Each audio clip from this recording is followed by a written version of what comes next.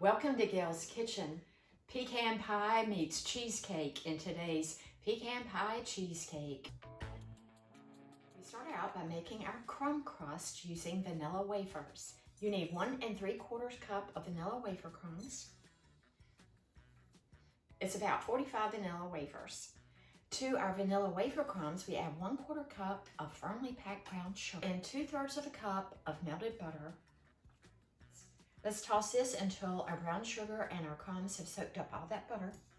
I always let this sit for about 5 minutes and then give it another stir before I line my pan. I'm using a 9.5-inch springform pan. You could use a 9-inch springform pan or a 9.5-inch. When I make a cookie crust, I do like to leave big pieces. I don't like my crumbs to be very, very fine. So let's go around this and press in a little bit on the bottom. You can use a measuring cup. I use my little bowl. If you've been watching my channel, you know I use my little bowl. Now let's push a little bit up the sides. I want the crumbs up just a little bit. So I take my fingers in the springform pan and just go around that edge. Press this in the bottom well. So that's up the sides just a little bit, and that's fine for this cheesecake. Let's bake our crust for 6 minutes at 350 degrees. We'll bring it out of the oven and let it cool.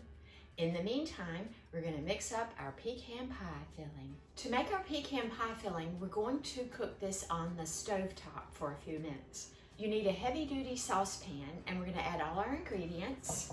We need 1 cup of granulated sugar, 2/3 of a cup of corn syrup. I'm using light corn syrup. The original recipe calls for dark corn syrup. I just have an affinity for the light corn syrup. Use either one that you prefer.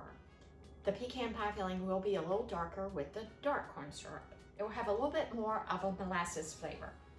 1/3 cup of melted butter. And I'm going to give it just a little bit of a stir. I want to get that sugar dissolving with that warm butter. Add 2 slightly beaten eggs and 1 teaspoon of vanilla. I usually like to stir as I go along. You need 1.5 cups of chopped pecans, and I always toast my pecans before I use them. Toasting your nuts first really accentuates that nuttiness. We're putting our pecan pie filling on medium-high heat, and we're going to give it a good stir. And we want this to come to a full boil.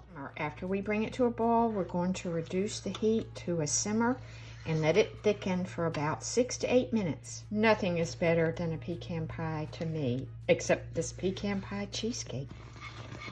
So when it gets to this stage where it's a full boil, turn this down on low, and we are going to stir this constantly. Definitely don't want it to stick.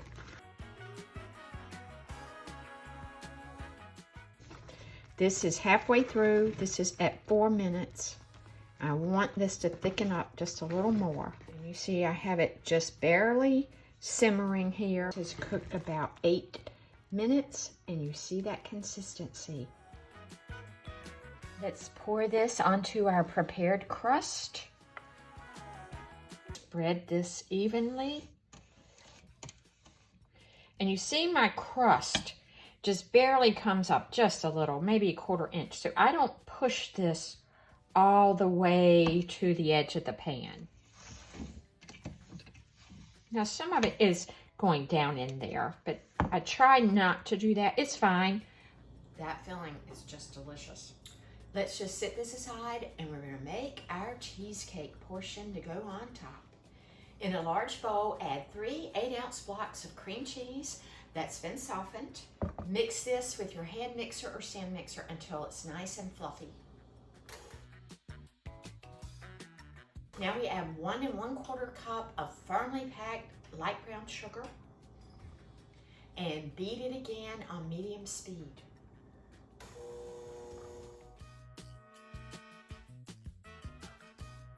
You know, the secret to a really good cheesecake is that you have to beat that cream cheese till it's very smooth right out of the gate and there are no lumps in it. So please don't skip that step. When you start out with your cream cheese, just keep beating it on medium speed until it's very, very creamy. Now we're gonna add 2 tablespoons of flour. Mix this for about 30 seconds. Now we're gonna add 4 eggs, beating after each one, just until combined.